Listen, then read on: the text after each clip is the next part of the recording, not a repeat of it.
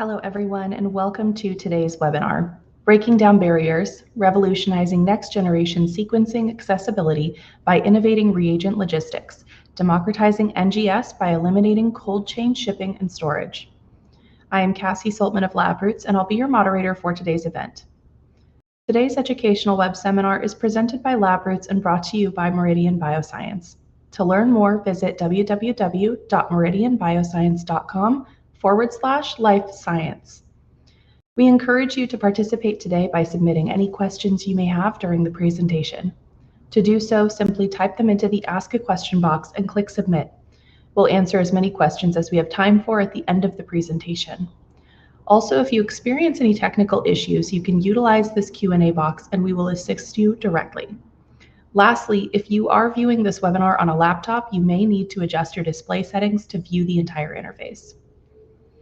I'd like to now welcome our speakers, Michele Amasio, Senior Manager, Research and Development for Molecular at Meridian Life Sciences, and Lina Gasiūnaitė, Team Leader, Research and Development for Molecular at Meridian Life Sciences. Michele and Lina, you may now begin your presentation.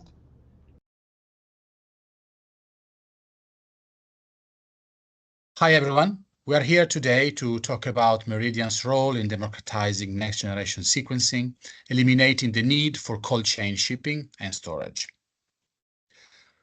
Firstly, I would like to introduce you to Meridian Bioscience. Our company has been in business for 48 years and employs more than 800 people. We are a corporate entity divided into two main divisions. The diagnostic division, which focuses on point-of-care testing for gastro, respiratory, and pediatric conditions. And then on the other hand, we have the life science division, which is the division we belong to, where we provide raw material for in-vitro diagnostic assay developers, such as antigens, antibodies, enzymes, and master mixes. We operate from 13 different locations around the world. And here you can see the life science technical hubs. For molecular focus activities, we have a site in the UK and a site in Germany. For immunology focused activities, instead, our sites are located in the US and in Korea. At Meridian, we have a proven record of innovation in molecular reagents, making substantial contributions to the field of molecular diagnostics.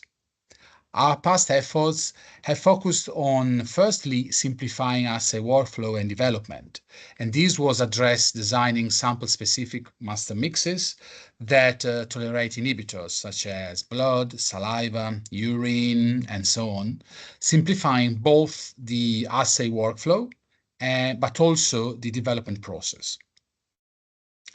We have eliminated cold chain logistics.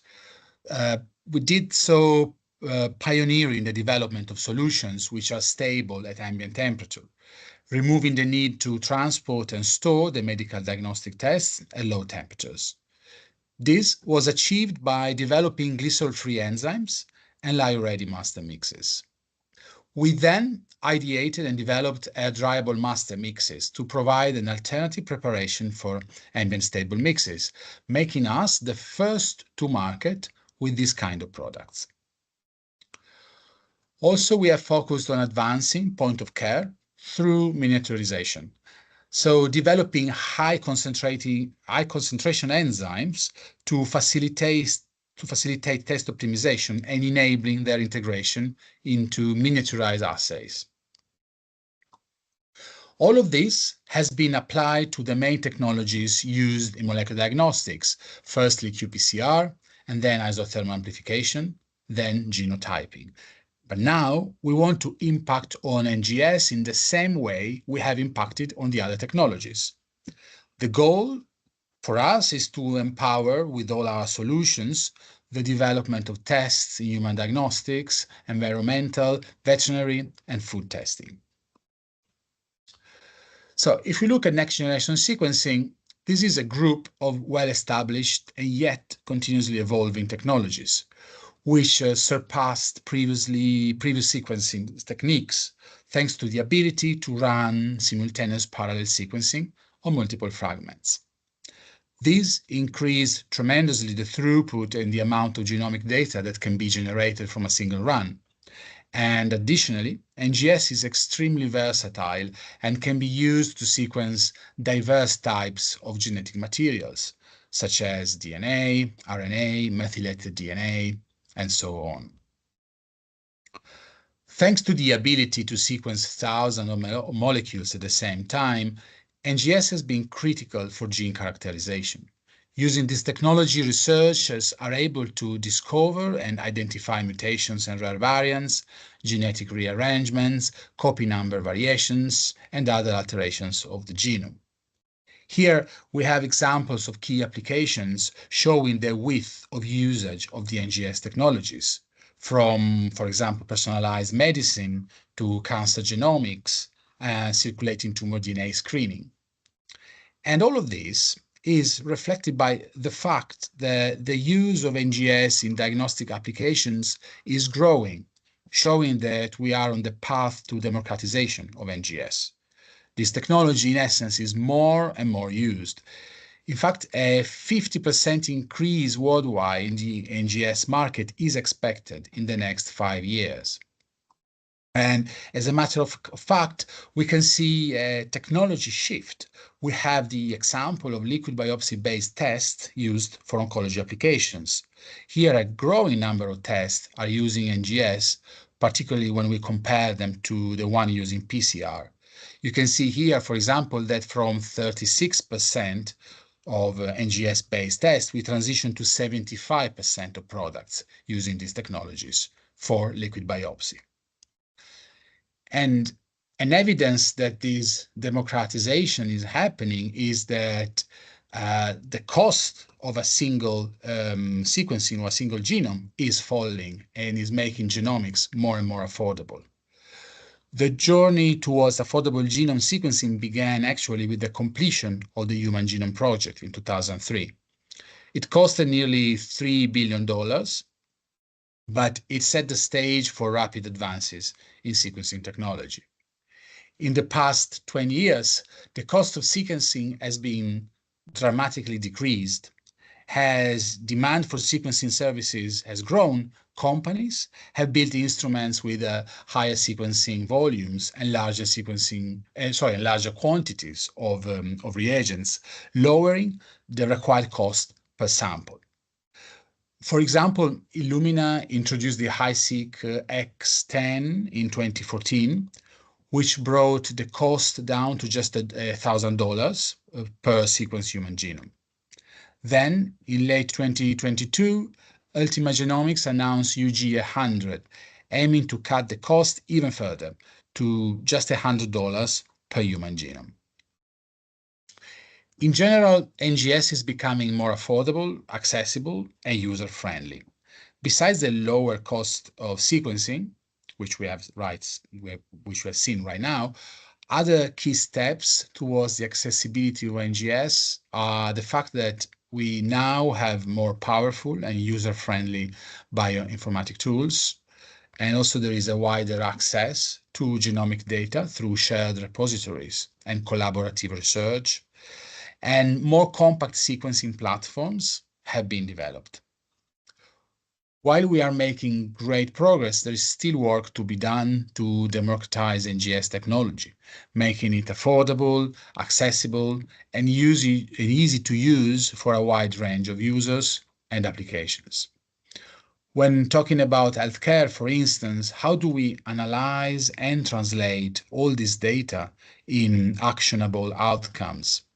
It's still challenging for healthcare professionals to link clinical data with the results from a sequencing run. We also need a higher diversity of genomic data from diverse populations to better understand disease pathways and also to develop better drugs. And then in terms of accessibility, most of the testing is done in centralized laboratories, which can be a limiting factor for a wide and sustainable access to this technology. And finally, one of the most critical issues we face is the need for a cold chain when shipping and storing NGS reagents. These are substantial costs, introduces complexity in logistics, and limits the area we can reach.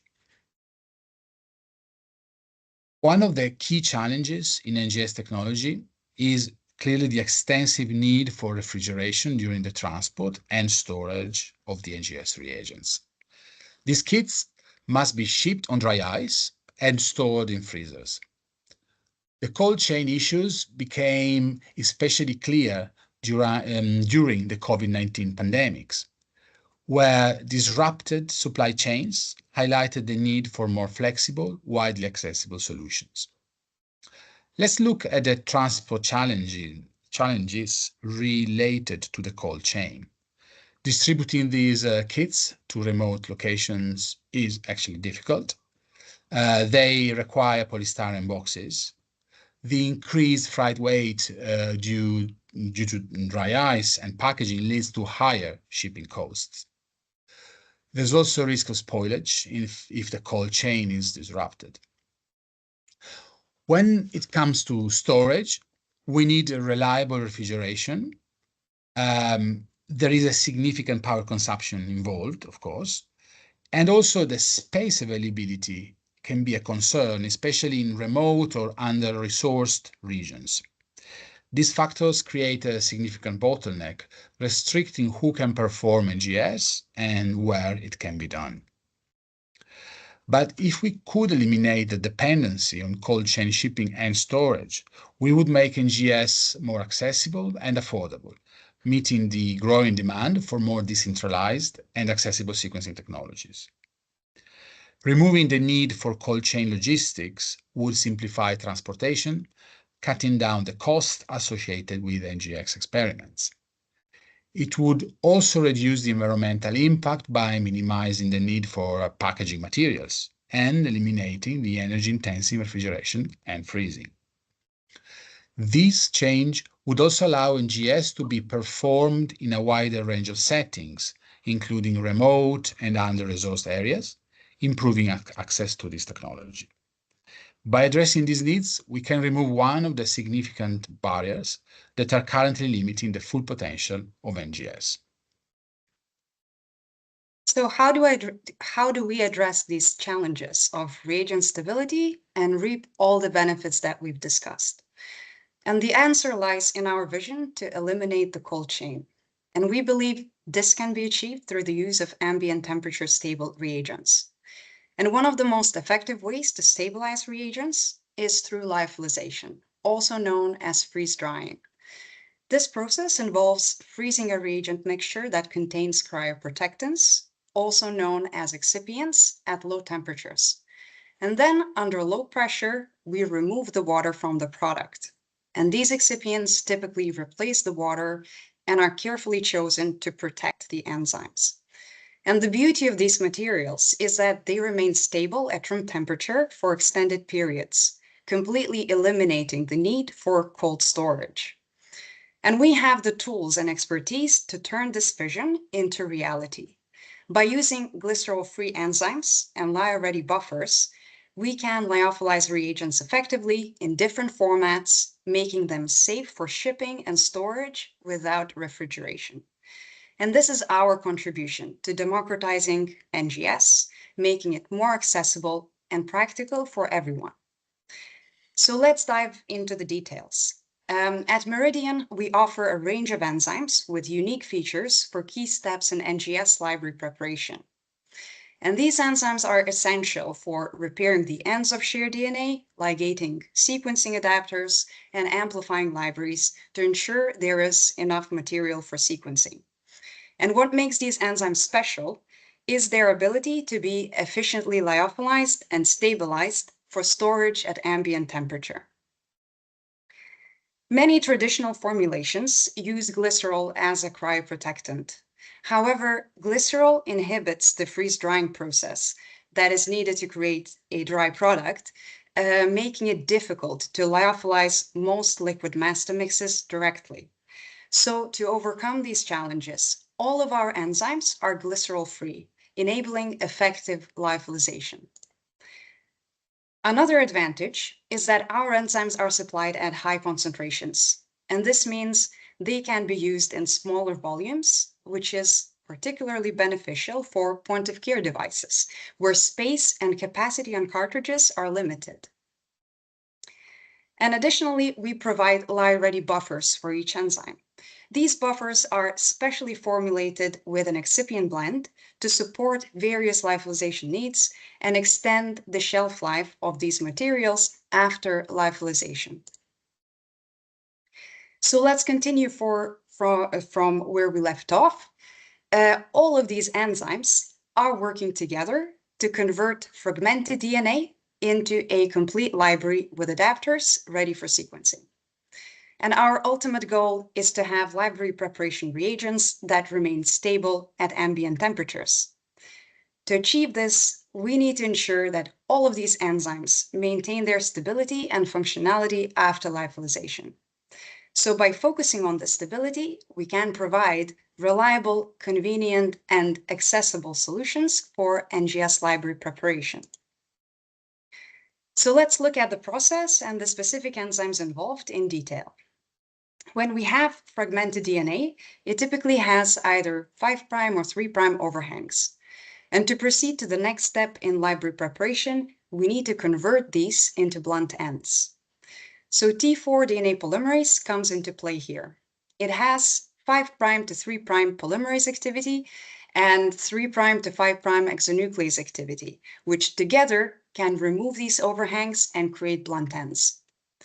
And we've optimized and characterized our T4 DNA polymerase for several important features, with stability being a key aspect.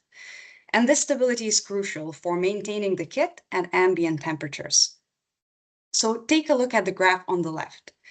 It shows the enzyme stability after lyophilization, which is represented in red, compared to the liquid control in blue, which was stored at -20 degrees. And this graph demonstrates that our enzyme remains stable after, even under challenging conditions, such as 37 degrees, after 1 month of incubation, proving that the enzyme can indeed be stabilized. And in its liquid form, the enzyme also maintains its stability after 3 days at room temperature. And this onboard stability makes it suitable for high throughput automated platforms. And the graph on the top right compares the enzymatic activity of our T4 DNA polymerase with a glycerol-containing alternative. And you can see that our enzyme performs just as well as NAB's T4 DNA polymerase. The same step in the library preparation benefits from another enzyme, the clenofragment. And the clenofragment functions similarly to T4 DNA polymerase, helping create blunt ends by filling in or removing overhangs. Ensuring stability after lyophilization is crucial for creating this ambient temperature solutions, so we really set our focus there. And just like our T4 DNA polymerase, the clenofragment remains stable after lyophilization for 1 month at 37 degrees, and it also performs well after 3 days at room temperature. So this stability ensures that the enzyme is reliable and effective, even under challenging conditions, and it also allows for ambient temperature kit storage. Our Meridian enzyme demonstrates even better activity compared to the glycerol-containing alternative in our primer extension assay. So once we have blunt-ended our DNA fragments, we need to phosphorylate their 5' ends to prepare them for the ligation of adapters. And this critical step requires another enzyme. And here we're introducing T4 polynucleotide kinase, or PNK. This enzyme is essential for adding phosphate groups to the 5' ends of blunt-ended DNA and making them ready for the next steps in the library preparation. We measure PNK activity in real time using fluorescence-based phosphorylation assay, and I'm pleased to say that we have also demonstrated that PNK can be stabilized at ambient temperature. It shows comparable performance to an alternative with glycerol and is also stable after 3 days at room temperature. After phosphorylation, we move to the final step of the end repair process, and that's adding a single adenine to the 3' ends of DNA. And this addition enables the ligation of sequencing adapters. So for this step, we use tag DNA polymerase, and we have successfully stabilized this enzyme, demonstrating that it remains stable after lyophilization, even when stored at 37 degrees for 1 month. Additionally, we've shown that tag DNA polymerase is also highly tolerant to freeze-thaw cycles, ensuring this robustness of both liquid and lyophilized enzyme formats. So we have discussed each enzyme individually, but it's crucial to have a unique buffer to lyophilize all these enzymes together.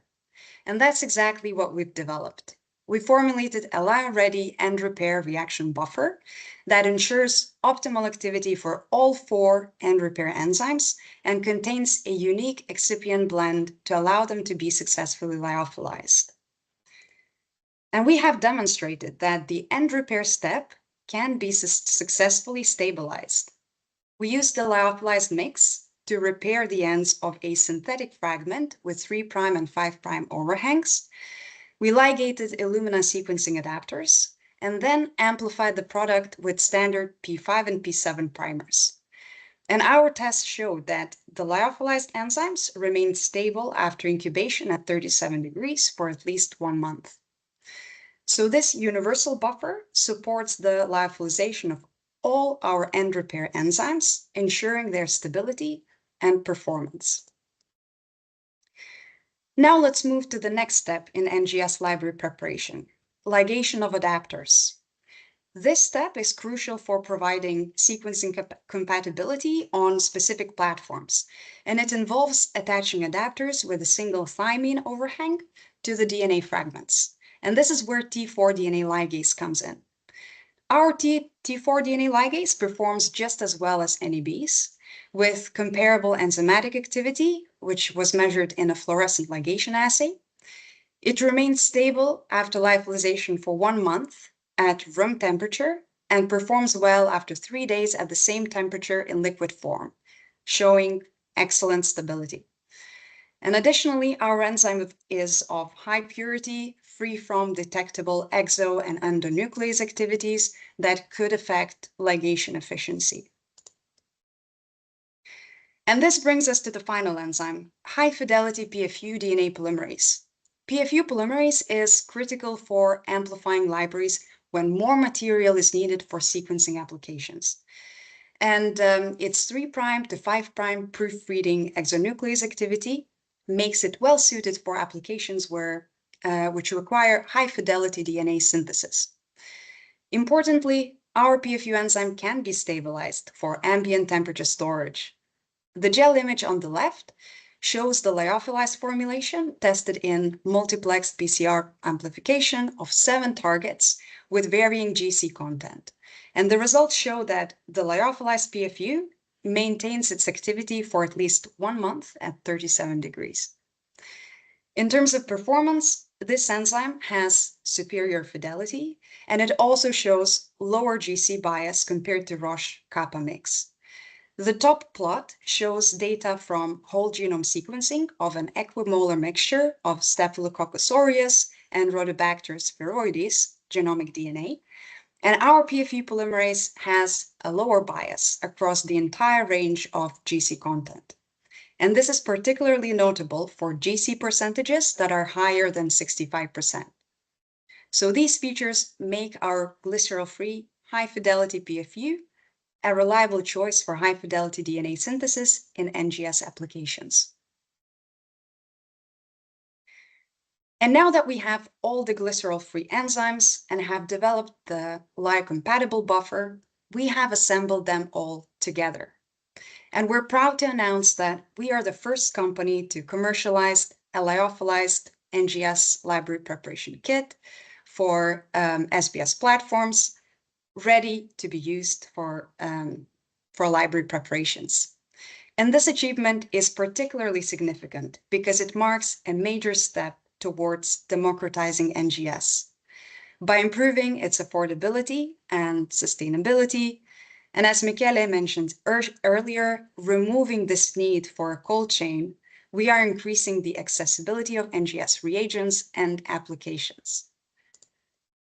And I'm excited to introduce this lyophilized NGS library preparation kit. It's ready to use, it can be stored at ambient temperature, and it features simple design. The kit consists of 2 pouches, each containing lyophilized reagents. And these pouches are easy to store at room temperature and are ready to use. In the first pouch, you'll find everything you need for end repair and e-tailing, all in lyophilized format. And this pouch also includes lyophilized reagents for the ligation of adapters to the end repaired library.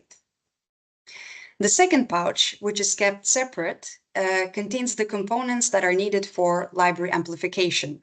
And that includes our high-fidelity PCR dried mix. So this design ensures that you have all the components that are needed for complete NGS library preparation process that are conveniently stored at room temperature and ready to use right outside of the box. So we designed this kit with a straightforward workflow in mind. First, we start with sheared DNA and add it directly to the lyophilized reagents that contain the end repair and e-tailing enzymes. We then incubate this tube to create blunt ends, phosphorylate the DNA, and do the e-tailing. Next, we transfer the reaction product into the ligation tube, along with our chosen adapters. And this setup lets us decide which adapters we want to use and adjust the amount of adapters based on the starting quantity of your input DNA. After this, a cleanup step is needed, and this can be done using standard magnetic beads. At this point, if you're aiming for a PCR-free library, the library is ready for quality control.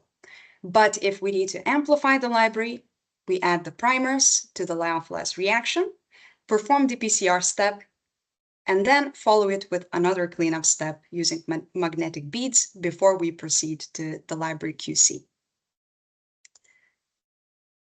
So with our workflow complete, we wanted to ensure its effectiveness. And most importantly, we aim to demonstrate that our lyophilized kit can produce libraries which are equivalent to those achieved with all liquid reagents.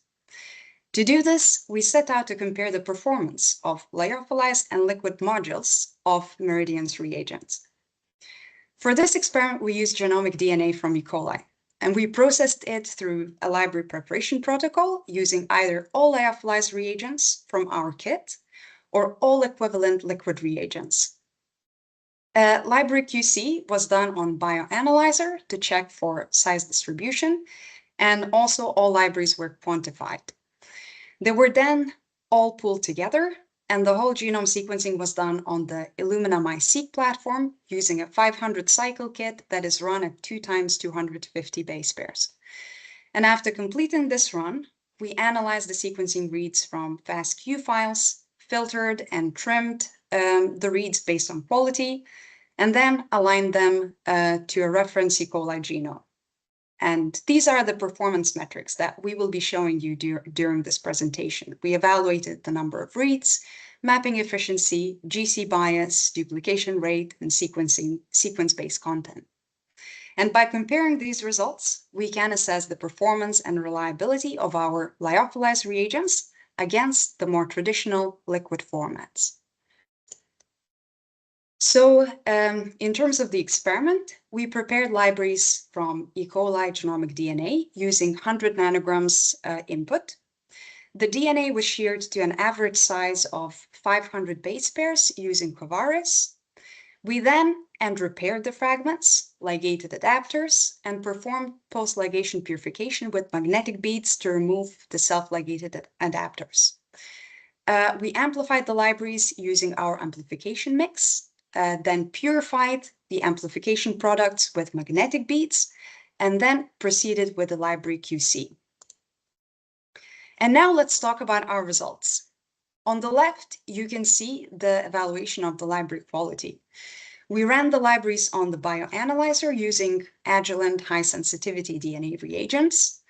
And in the bioanalyzer traces, the red traces represent libraries that are made with our lyophilized library preparation kit, while the blue traces represent those made with all liquid reagents. And we see that both lyophilized and liquid formulations generated libraries of similar quality. Both formulations successfully removed adapter dimers and produced similarly sized libraries. On the right, you can see the measured library yield. We quantified the libraries using a qPCR-based NGS library quantification kit, and we used standard P5 and P7 primers. Both formulations yielded comparable amounts of DNA, and the figure shows amplification plots, and we can see consistent overlap between libraries made with lyophilized and liquid reagents. So these results demonstrate that our lyophilized reagents match the performance of liquid reagents, producing high quality and good yield libraries that are ready for sequencing. We then proceeded to sequence these libraries on an Illumina MiSeq platform. And on the left side, you can see the number of reads before trimming.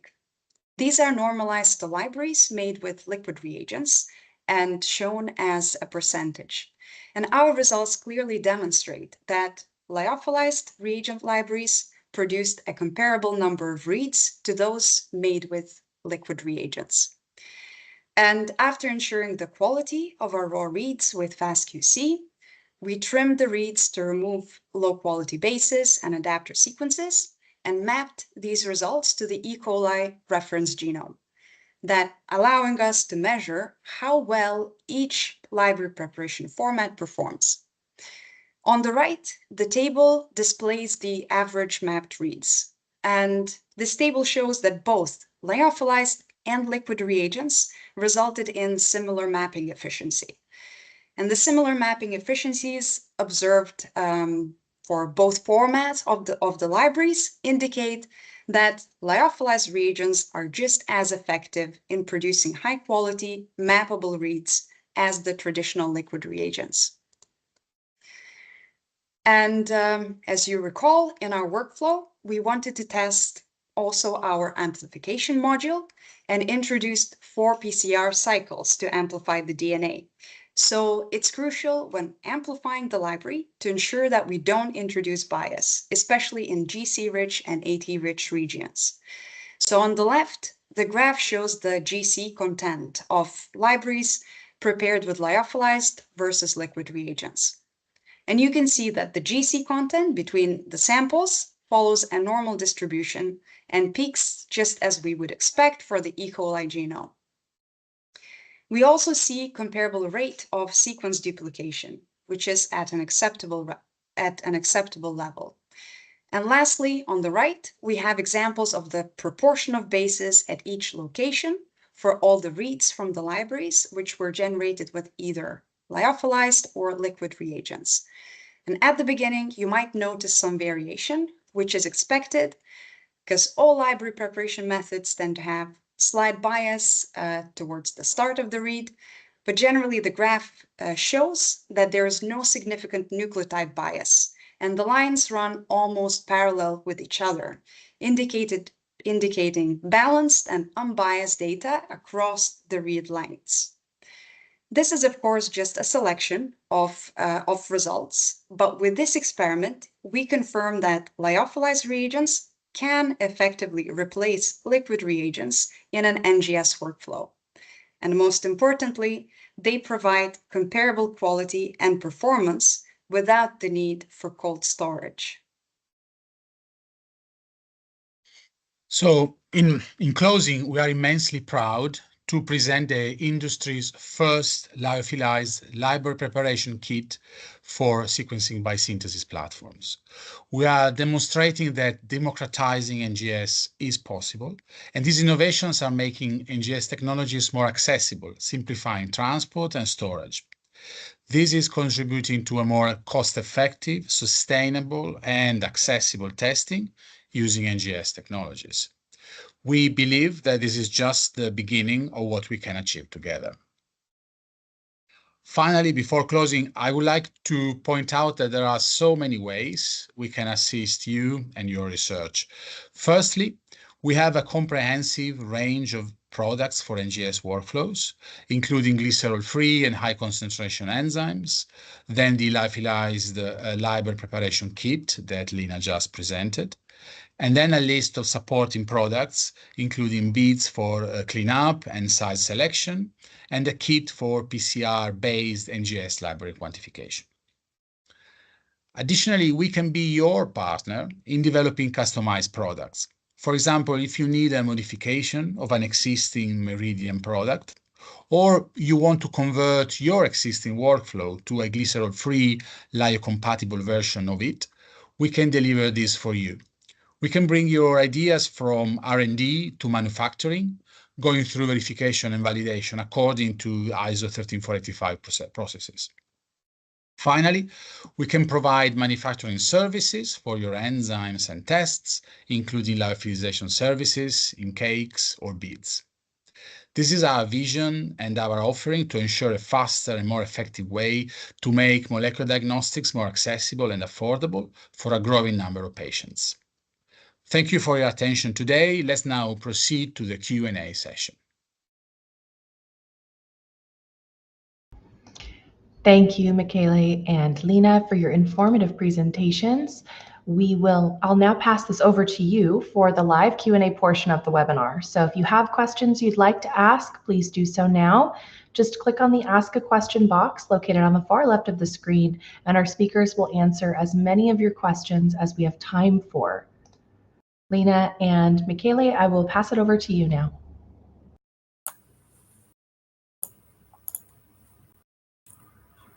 Hi, thank you, Cassie. So yes, we hope you enjoyed the webinar, and we have some questions here that are piling in. Let me read what is coming in. First is, are there any limitations or compatibility issues to consider when switching to lyophilizable reagents for existing NGS workflows? So when we consider switching to lyophilized reagents for existing workflows, there are a couple of points to keep in mind. Overall, our work showed that there is high compatibility between the glycerol-free and the glycerol-containing reagents. And we have the data to show that our individual enzymes in glycerol-free formats work as well as or better than the alternatives that contain glycerol. So that's perhaps not a major concern. In terms of sequencing platform compatibility, these lyophilizable reagents have been developed with sequencing by synthesis platforms in mind, such as Illumina. And while they are broadly compatible with other platforms as well, some adaptation, of course, might be needed, and it really depends on the specific requirements of your platform.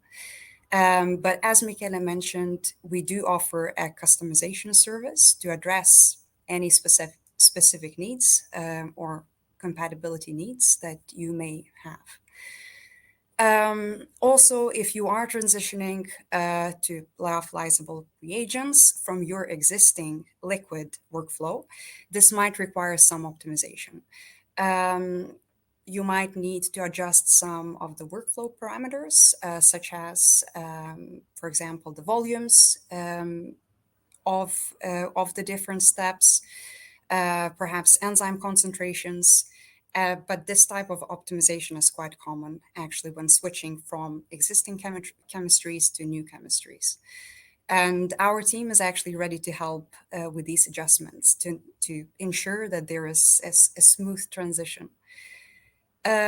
So I guess to summarize the answer to the question, while lyophilizable reagents are broadly compatible with existing NGS workflow, you might need some minor optimizations, but we are here to help you with that.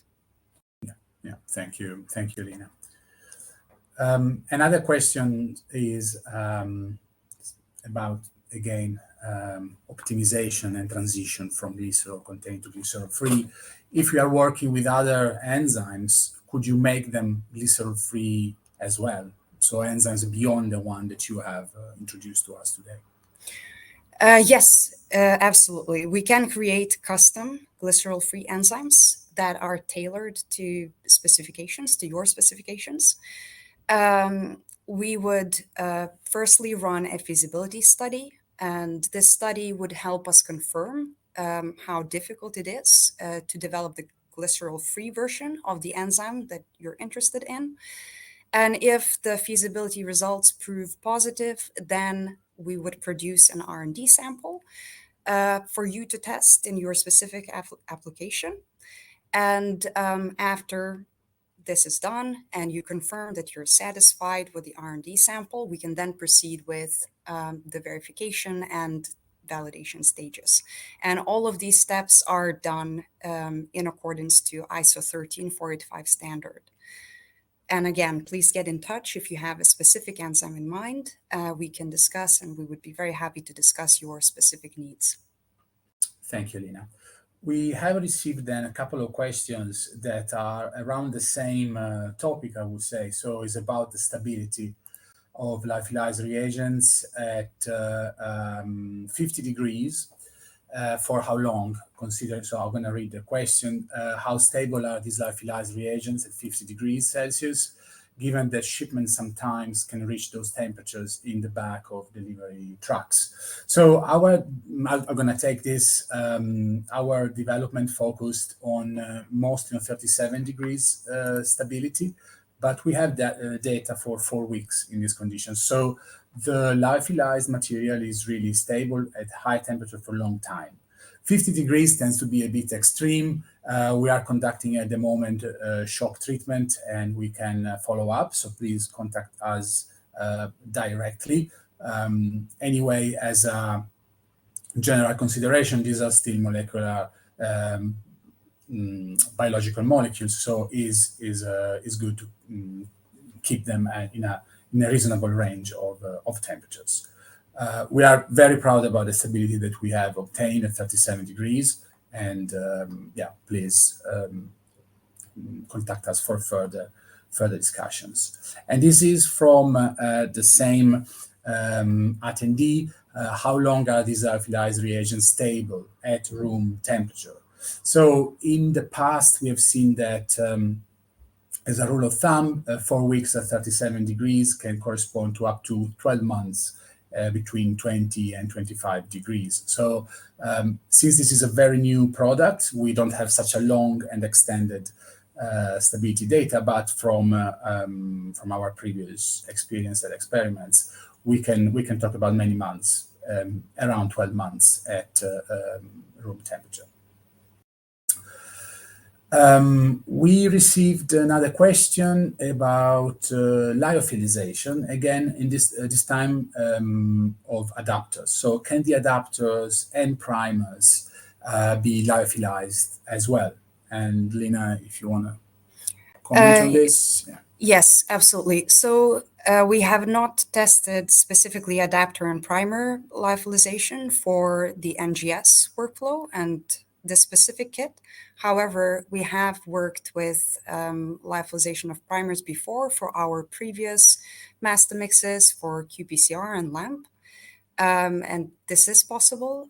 We could look into this if that would be of interest. Yes, as Meridian Life Science, we also provide oligosynthesis manufacturing. So this is something that we can actually supply in lyophilized form. We didn't include them within the kit because we want to leave the flexibility. We want to let the flexibility to the user to use the right amount of adapters or primers or specific maybe indexes for adapters.